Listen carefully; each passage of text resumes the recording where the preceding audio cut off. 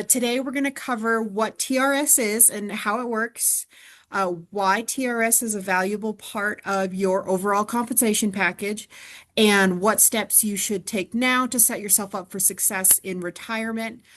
And this is going to be an overview of TRS. I like to say TRS 101 is a 10,000 foot overview. And if you want to know more the nitty-gritty about retirement itself, we have another presentation called Ready, Set, Retire.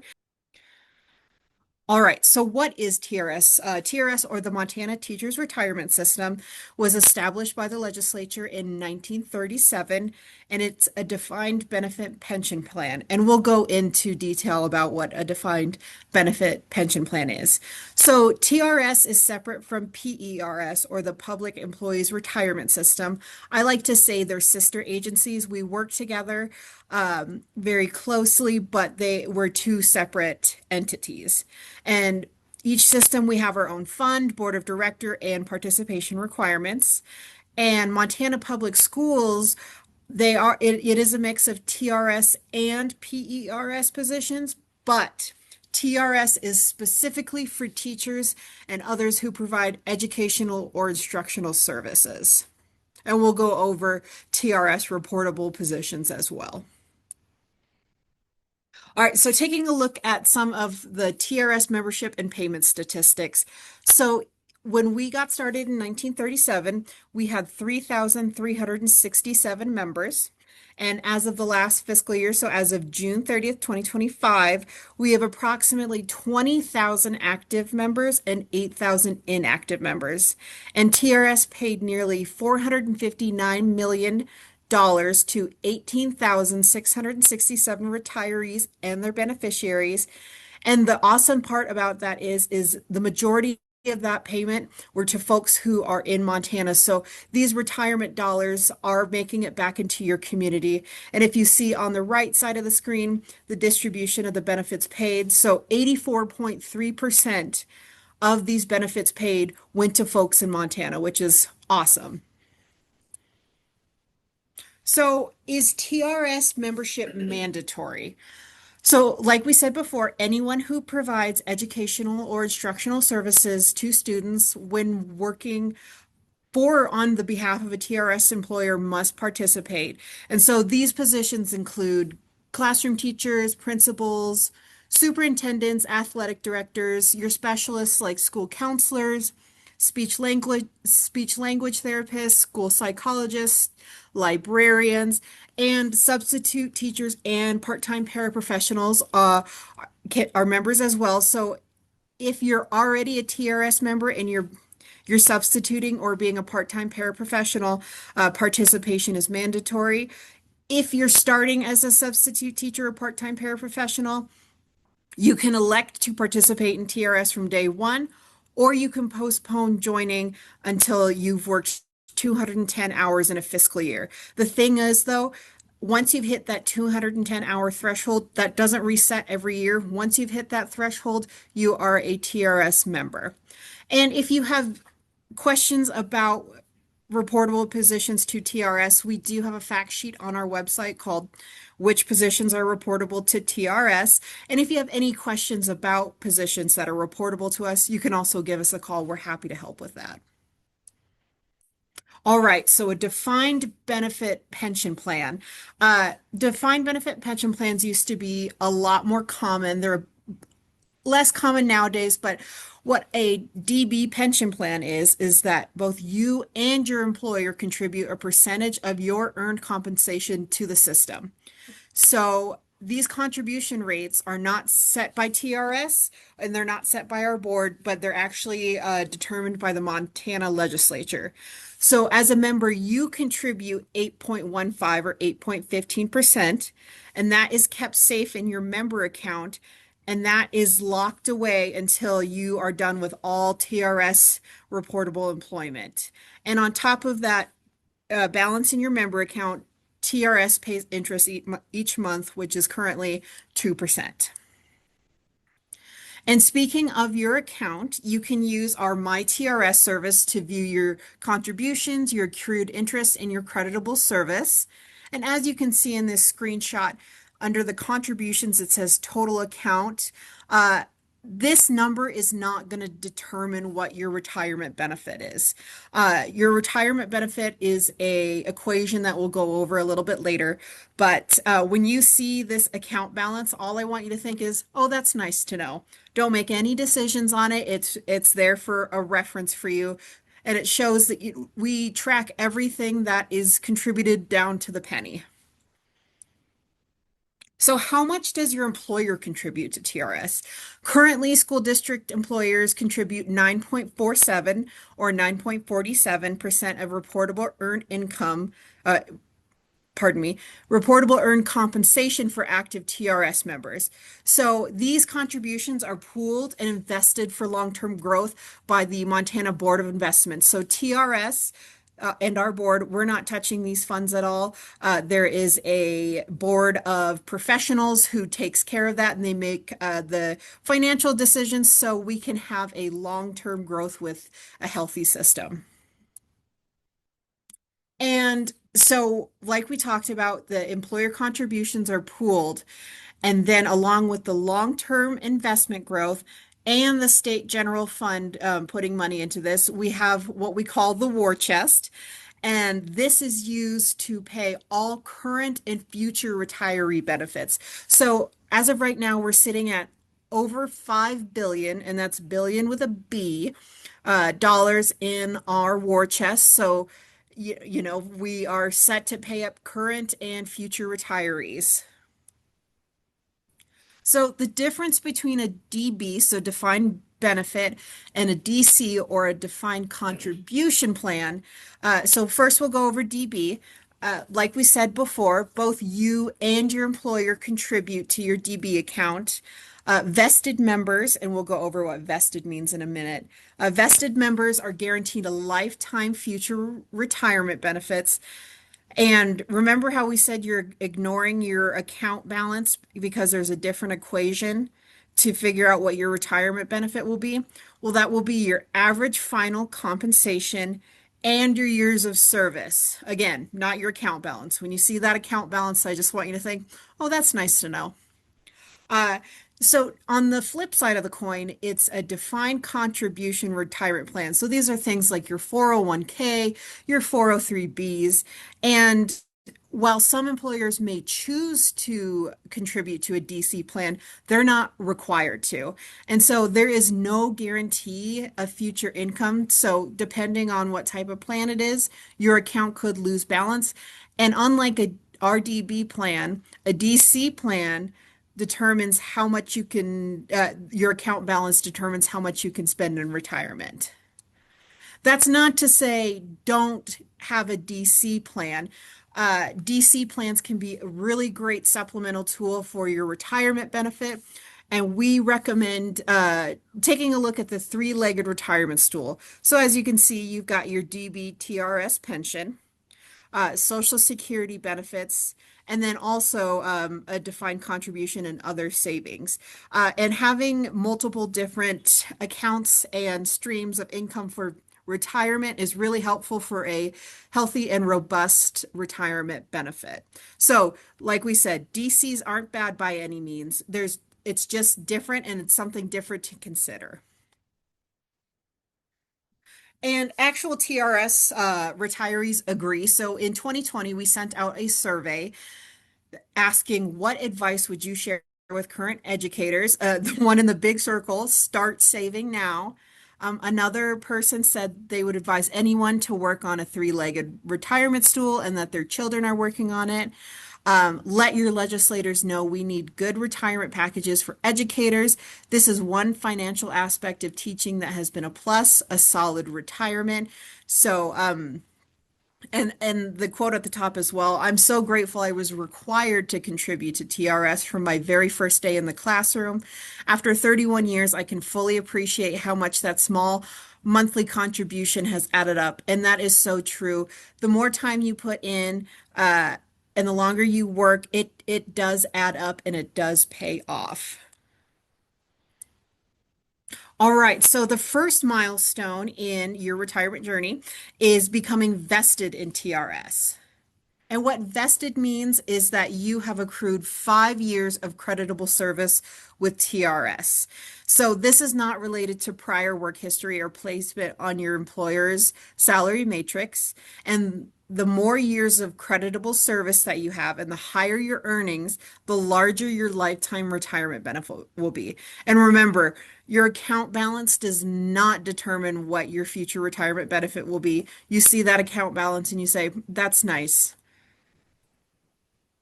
So, how do you accrue those 5 years of service to become vested? In TRS law, a full-time day is 7 hours, and full-time service is at least 180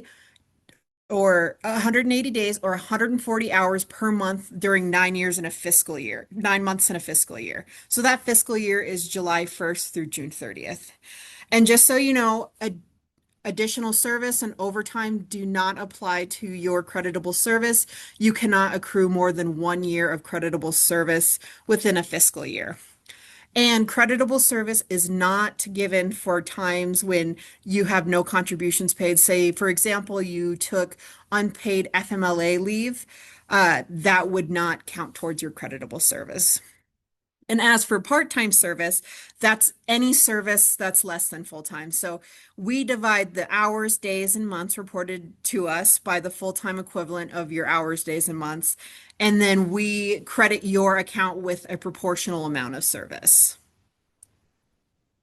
So if you work under a full-time contract, your employer is reporting you as full-time each month. Every single month, your creditable service increases by 0.11 for each month of full-time service. And then once you've hit the 9 months in a fiscal year, you'll have 1 year of creditable service. At that point, it's 0.99, but we round that up to one whole service credit year. And we post these contributions to your member account. So when you're taking a look at your account balance and things like that, you can also see your service credit as well. If you work under a part-time contract, the time reported by your employer each month is divided by the full-time equivalent. So for example, if you work 90 full-time days during the fiscal year, so 90 divided by 180, that is half a year of service credit, so 0.5.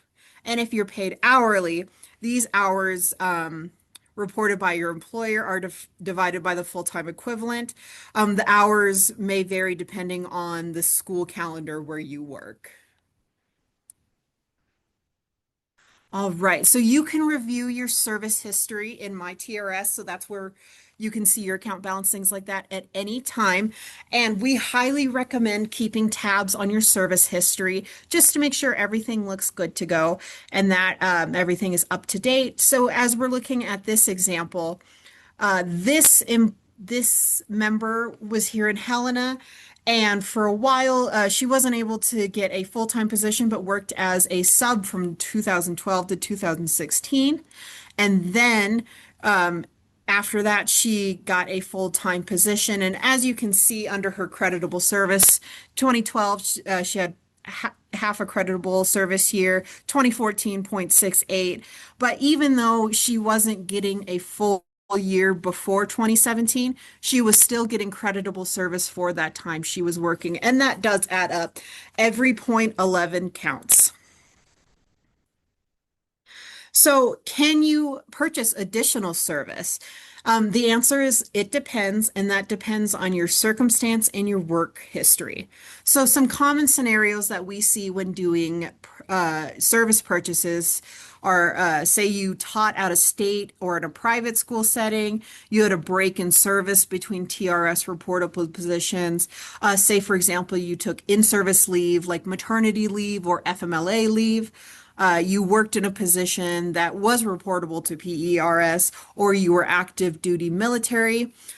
In most cases, you must be vested, so have that 5 years of creditable service before purchasing additional service. And if you think you might be eligible, give us a call sooner rather than later. Don't wait until, the year before you're going to retire. You're like, oh shoot, in In 2009, I had 2 months of FMLA and I need service for that time. The sooner you do it, the better. And just give us a call and we can help. And just so you know, it's not the same for everybody. Circumstances and costs vary by person. So, say your friend Jane has a service purchase for XYZ dollars, it's not going to be the same exact for you. So, please give us a call and we can help out with your specific situation. All right, retirement. We're all working towards the eligibility. How do I retire? When am I eligible to retire? So, before we get into eligibility, we'll talk about tier one and tier two membership and what that means. So, why do we have two membership tiers? Well, in 2013, the legislature created a new membership tier to reduce costs and restore solvency so we could pay future benefits after the Great Recession. And so, this new tier took effect on July 1st, 2013, and it only affected new members starting July 1st, 2013 onwards. So, if you were already a TRS member before July 1, 2013, you're a tier one member. And if you became a TRS member on or after July 1, 2013, you're tier two. So we'll talk about withdrawals a little bit later, but tier one members who leave employment and withdraw from TRS, if they ever decide to come back to a TRS reportable position, they will come back as tier two members. All right, so the difference in eligibility for tier one and tier two. So tier one, as we remember, that is members who started before July 1, 2013. You can retire at age 60 when you have 5 years of creditable service. You can retire at any age with 25 years of creditable service and any age if you have service in 25 separate fiscal years. So say, for example, you spent your career working as a part-time substitute. To get 25 years of creditable service would take quite a long time. But if you have worked in 25 separate fiscal years, that counts towards your creditable service for retirement. And tier one members can be eligible for early retirement with a reduced benefit at age 50 if they have the 5 years of creditable service. So that 5 years vested. Tier two members, so those are our folks who started on July 1, 2013 or later. They can retire at age 60 with 5 years of creditable service or at age 55 with 30 years of creditable service. And tier two members can be eligible for an early retirement with a reduced benefit at age 55 if they've got 5 years of creditable service. 5 years of creditable service, of course, meaning that you are vested.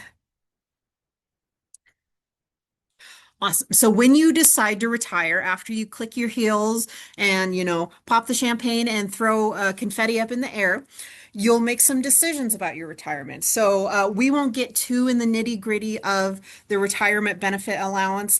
We've got that great Ready, Set, Retire that's going on tomorrow that gets into that. But as for an overview, you'll elect a retirement benefit allowance from, you've got quite a few options. So the normal form option would pay benefits for your lifetime only, but this option provides you the largest monthly amount. And these other options pay a smaller benefit, but that's so your beneficiary or beneficiaries might receive a continuing benefit after your death. And the thing is, when you're filling out your retirement application, really think about it because once you've received that first monthly benefit, you cannot change your mind.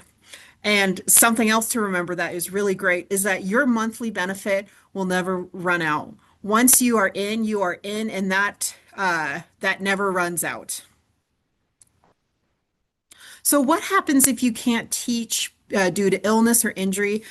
So if a disability prevents you from performing your duties and it's likely to be permanent, you can be eligible for a disability retirement benefit. So some things to consider, you must be an active vested TRS member to apply. And for those tier two folks, those who are eligible for regular retirement may not apply for a disability retirement. And so with the disability retirement, the TRS board reviews the applications for disability retirement And something to keep in mind, this is different than a Social Security disability determination. A lot of folks will do it concurrently, but they are two separate things. So the TRS board doesn't touch Social Security determination, and the Social Security office doesn't touch TRS disability retirement. And if you have any questions about disability retirement, please give us a call and we can help out with that. So, what if you pass away before retiring? If you pass away while you are still an active member of TRS, your eligible beneficiary will receive at least a lump sum distribution of your member account balance. And if you have multiple eligible beneficiaries, that's divided equally amongst them. Something to keep in mind, a contingent beneficiary receives payment only if no primary beneficiaries are still living at the time of your death.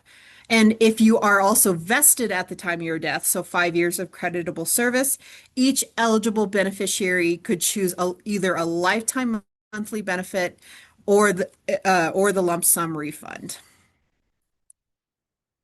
And so other survivor benefits, if you were vested and an active member and contributing within 1 year prior to your death, we would also pay a one-time $500 death benefit, and that's divided equally among your beneficiaries. And then if you have a minor child, they will receive a $200 a month payment paid through the month of their 18th birthday, even if you haven't designated them as beneficiaries. And these additional benefits are paid by TRS. These do not reduce your member account balance at all. And when you see that member account balance, of course, we're looking at that number and thinking, oh, that's nice. So we talked about withdrawing a little bit before, and now we'll get into it a bit more. If you stop teaching in Montana and you don't expect to ever return to a TRS reportable position, you are allowed to withdraw your membership and receive a refund of your member account balance.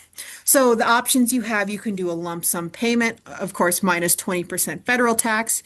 You can do a direct rollover to a qualified plan or a combination of both. The thing is, though, you cannot do a partial withdrawal. Say you have $30,000 in your account balance, you can't say, can I take 15 of that out? So you are allowed to withdraw, but there are some caveats and things to think about. If you withdraw from TRS and you take that account balance, that means you forfeit all your rights of TRS membership, and that does include your right to a future lifetime benefit. And the amount that you would receive in a lifetime benefit is likely to far exceed what you have in your member account balance. And the thing is, members who choose to withdraw after leaving TRS reportable employment, you're not entitled to receive any of your employer's contributions. Like we talked about earlier, those employer contributions are put in that war chest and pooled with other employer contributions. So if you withdraw, but you later say, you know what, I want to go back to teaching in Montana, and you enter a TRS reportable position, you are required to begin TRS membership again. And the thing is, if you withdrew and came back, you would be starting after July 1st, 2013. So you would return as a Tier 2 member even if you had been a Tier 1 member before. So that means you start over from zero unless you buy back the creditable service you forfeited. So that would be redepositing all the funds you withdrew plus interest. So if you think that there might be a chance that you would ever resume teaching in Montana, especially if you're vested or close to being vested, consider leaving your contributions on account with us. We won't touch those. It won't go anywhere. So even if you don't think that you are going to come back, it's worth thinking about if you want to withdraw or not and weighing those benefits. So your responsibility as a member of TRS. So the first thing is review the TRS website. We actually just did a redesign of the website in September of 2025. It's wild to say that it's no longer 2025. The nice thing about our redesign is you can access the website on your phone now, and it is accessible. And as active members, we recommend you get familiar with the active members section. There's a lot of helpful tools like forms you should know about, training videos, information about transitioning from an active member to retired member, and then also, like we've talked about, make use of your My TRS account. So in the top right-hand corner, if you're on a computer, or at the top of the screen if you're using your phone, there's a green login button. Click that, and then you'll select My TRS, and then you'll create a new user account if you don't already have one, or log in with your username and password. And if you're having trouble getting into that system, let us know, give us a call, and we can have IT help. Another responsibility. So once you're logged into My TRS, make sure that you are keeping your account up to date with your address and your beneficiaries. So you can update your contact information in My Contact Information. And that's, you can update your mailing address, your phone number, your email address. We highly recommend just keep an eye on that and update it as need be, because, sometimes people switch schools, and the email address we have on file is from 3 or 4 schools ago. So we want to make sure, we can get in contact with you if need be. And then as for your beneficiaries, the My Beneficiaries page, that will allow you to update your beneficiaries online. And so be sure to designate at least one primary beneficiary, and you can designate an individual or your estate and a trust that meets strict legal requirements. Uh, but the thing is, that can't be done online. So if you want to say, for example, set a trust as your beneficiary, give us a call. And you can also designate contingent beneficiaries. That is optional. All right. So on top of your member account, we also in September of each year send out an annual statement of member account, and that covers information for the prior fiscal year ending on June 30th. So this shows your contributions for the past year. But remember, the contributions do not determine the future retirement benefit amount. We see that number and we think, oh, that's nice. If you are eligible, page 2 of the statement will show your estimated monthly benefit amounts, and those are based on various assumptions. Not only is this informational, be sure to review your statement for accuracy. Are your beneficiaries up to date? Do we have your correct address and date of birth? Was your service reported correctly for the past year? This is a great time to make sure you do a pulse check and make sure that your service looks correct. And if there's anything that looks wrong or you're not sure what you're looking at, give us a call and we can help. All right, so this is a sample statement. This is the first page. So in this example, this member is vested, so they have that 5 years of creditable service, and they work full time, so they accrued 1 year of creditable service in that last fiscal year. This member also purchased or transferred 2.13 years of service during the fiscal year. And if you see at the bottom of the page, their current beneficiaries are listed. And like we said before, when you get that statement of member account, be sure to review that just to make sure everything is up to date. So page 2, it shows your date of birth, the age at the end of the last fiscal year, your membership tier, and up to 3 estimated benefit amounts if the member is vested. So these 3 amounts are based on different retirement scenarios. So this member is vested, but they're not old enough to retire yet. So that's why that first estimate just has the stars. And say if you lose that letter, no worries. Your annual statement of account is available on My TRS at any time. If you look at the bottom of that screen, it's just a button that says My Annual Statement. You can open your annual statement, and then it will generate a PDF for you, and that's available at any time. Another thing to look out for, stay involved with TRS and plan ahead. You're already doing a great job by attending TRS 101. So great job on that step ahead. If you think you might be eligible to purchase service, give us a call and we can help. And don't wait until your final year to begin planning for retirement. We have a page called Preparing for Retirement on our website, and that gives helpful information about what you need to think about.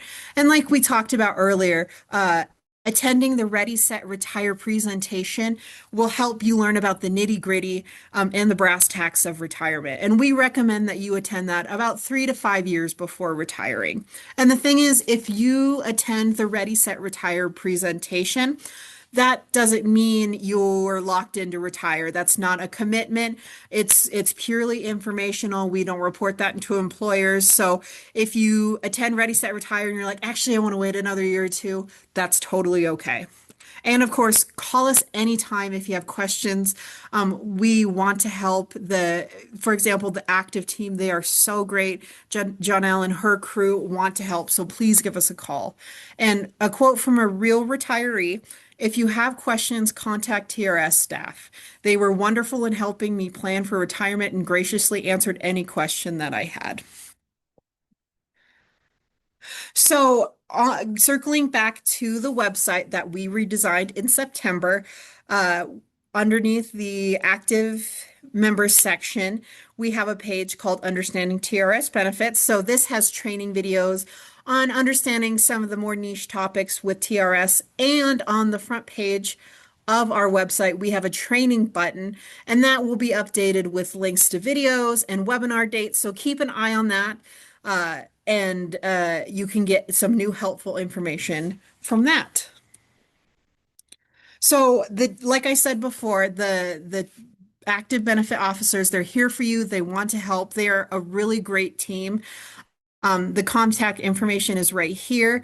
If you have any questions, please give them a call or email. They're a great team, and they can help out with specific scenarios. So John L is the supervisor, and then we've got Jesse and Sherry, and they are all great and helpful.